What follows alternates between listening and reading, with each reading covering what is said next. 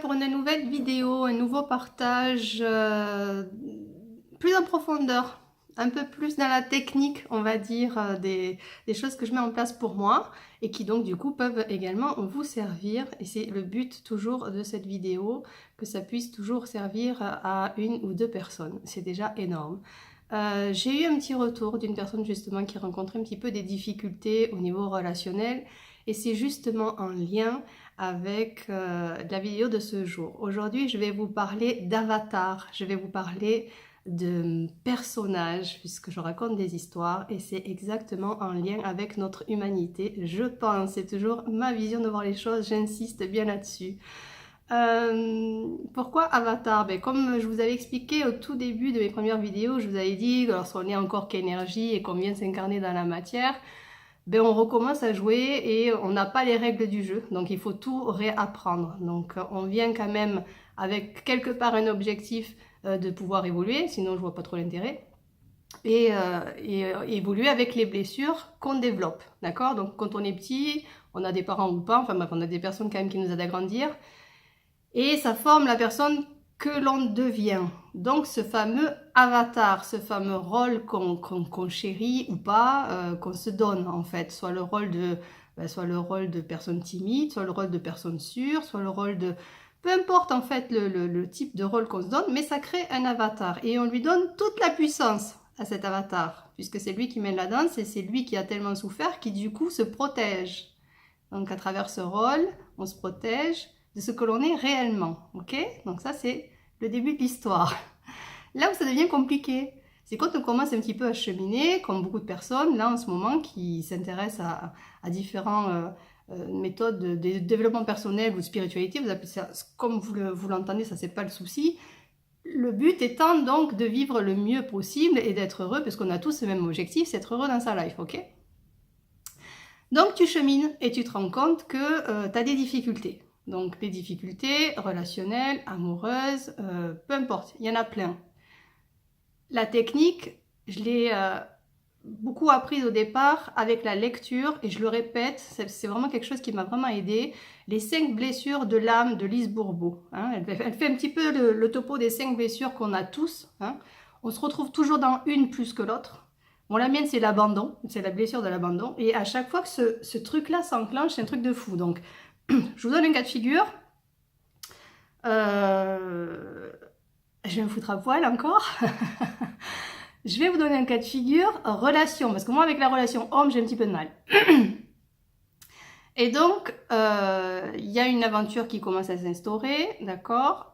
L'homme en question vient activer le bouton chez moi d'abandon par une attitude qu'il a eue. Il ne m'a pas abandonné, mais par l'attitude qu'il a eue, c'est venu enclencher en moi cette blessure-là. Le mode de protection, ça prend une fraction de seconde pour s'enclencher. Donc du coup, moi en mode de protection, paf, je rejette la personne pour pas être abandonnée. Donc ça, c'est ce qui se met en place dans mon mécanisme à moi. Mais on a tous quelque chose de similaire de ce type-là. Sauf que bien souvent, on n'en a pas conscience. On n'en a pas conscience et on a toujours tendance à mettre cette caméra dans ce sens-là, vers l'autre, en disant, ben voilà, tu m'as fait mal, tu me fais souffrir, t'es dégueulasse, enfin, on peut dire tout ce que l'on veut. Dans la relation, en fait, c'est la même chose. Donc, je réponds un petit peu à la question d'une personne qui m'a été posée, elle se reconnaîtra certainement. Quand on fait comme ça, il faut toujours prendre le soin toujours de se foutre à poil vers soi parce que ça sert à rien de se mentir. Hein. On est tout seul avec nous-mêmes, avec nos blessures. Donc ça sert à rien en plus de rajouter une couche pour se persuader qu'on a le bon rôle et qu'on est des gentils si on n'est pas à nu avec nous-mêmes. Ça mènera à rien, ça mènera encore plus de la tristesse parce qu'on va se persuader qu'on a la vérité, que c'est vrai, que c'est vraiment la faute de l'autre. Donc on prend le temps déjà d'encaisser le truc parce que ça fait bobo, c'est venu activer une blessure. On se pose et là, on voit réellement ce que c'est venu toucher. Et c'est ça surtout qui est difficile à faire. Parce que ça peut durer même un jour ou deux en se disant « Mais non, mais c'est ça, c'est moi qui détiens la vérité, j'ai vraiment mal, bordel. J'ai pas dit que la douleur, elle n'était pas réelle. La douleur, elle est réelle. Mais qu'est-ce que c'est venu enclencher? Qu'est-ce que c'est venu faire à l'intérieur de moi ?» C'est compliqué à expliquer avec des mots, mais c'est dans le ressenti plus que dans les faits. Peu importe l'histoire en fait, peu importe l'échange qui a pu se passer, Peu importe si c'est toi ou l'autre qui a raison, ça on s'en fout. Qu'est-ce qui va faire la beauté et la richesse de l'échange? C'est quand tu te fous à poil toi et que tu te vois, donc c'est venu titiller ce truc-là. Et là, à ce moment-là, tu peux partager avec l'autre. Ça ne veut pas dire non plus qu'il faut s'oublier complètement en disant oui, c'est ma blessure qui a été enclenchée, c'est encore moi la victime, c'est encore moi la fautif. Non, non, c'est pas du tout ce truc-là. Hein. C'est qu'on reste complètement en harmonie. Qu'est-ce que moi j'aime, qu'est-ce que moi je veux et qu'est-ce qui est bon pour moi. D'accord? Donc si moi je prends toujours mon exemple, donc ma blessure d'abandon est là. Ça veut dire quoi? Que j'ai reproché à l'autre de ne pas être à mon écoute. Ok? Je vais lui reprocher de ne pas être à mon écoute. Mais en fait, c'est quoi? C'est moi qui ai besoin d'une certaine attention que l'autre ne peut pas me donner. Bah alors c'est ok, je ne suis pas du tout en colère contre l'autre. Au contraire, je suis complètement en phase avec ce que je veux et ce que je ne veux pas. Mais à ce moment-là, je ne reste pas avec une rancœur ou un sentiment d'inconfort avec l'autre. Là, à ce moment-là, c'est qu'on ne s'est pas foutu à poil. S'il y a une relation où on est encore dans cette ambiguïté, mais c'est quand même, j'aimerais quand même qu'ils m'entendent, j'aimerais quand même qu'ils me comprennent. Pour que réellement ils vous entendent et ils vous comprennent, il faut lui expliquer ce que vous ressentez et ce dont vous avez besoin. Si l'autre il n'est pas dans la capacité de vous apporter ça, mais à ce moment-là vous avez votre réponse. Mais il faut être honnête et voir en fait qu'est-ce qui me fait peur.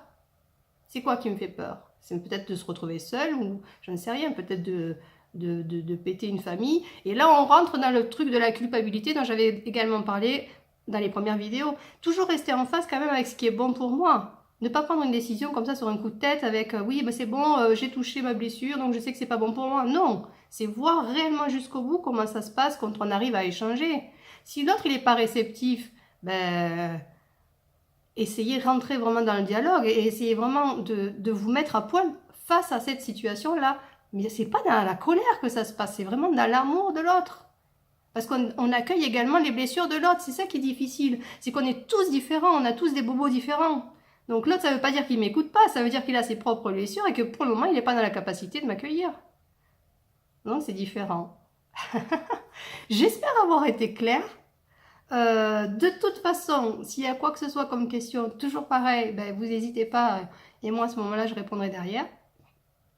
Et je voulais également remercier un ami parce qu'hier, j'étais vraiment pas bien suite à Facebook en fait, parce que moi, ce truc Facebook, je maîtrisais pas trop et je maîtrise pas encore tout à fait bien. Et je me suis retrouvée assaillie de demandes, d'amis, tout ça. Et bon, j'ai trouvé ça génial. Je me suis dit, ouais, c'est cool. Donc j'ai tout accepté. Je me suis retrouvée avec à peu près 200 personnes. Donc c'est génial. Sauf qu'en fait, dans le lot, et c'est pas du fruit du hasard, puisque comme je vous l'ai expliqué, moi, la relation avec l'homme est un petit peu compliquée. Il y a plein d'hommes qui se sont manifestés.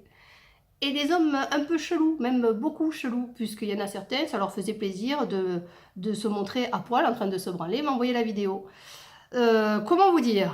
Là, j'étais à deux doigts de tout arrêter. Et j'ai dit, merde, non, quoi. Et là, je me suis reconnectée toujours à moi. Quel est mon but, là? Quel est le truc que je veux faire? Moi, c'est partager, je veux parler, j'ai des choses à dire. Si dans le lot, il y a des personnes qui sont un petit peu loufoques, ils ont certainement des raisons d'être comme ça aussi, j'en sais rien, je suis pas en train de porter un jugement, mais je reste complètement connectée à moi. Et je dis non, c'est vrai, c'est pas juste de tout arrêter juste pour une poignée de personnes qui sont complètement déconnectées. Donc je voulais remercier un pote qui m'a dit, bon ben voilà, là tu as des décisions à prendre, connecte-toi à ce que ça a plutôt de positif pour toi, Facebook, et qu'est-ce que ça représente. Donc un petit coucou, merci à tous, et je vous dis à très vite pour de nouvelles aventures. Bye bye.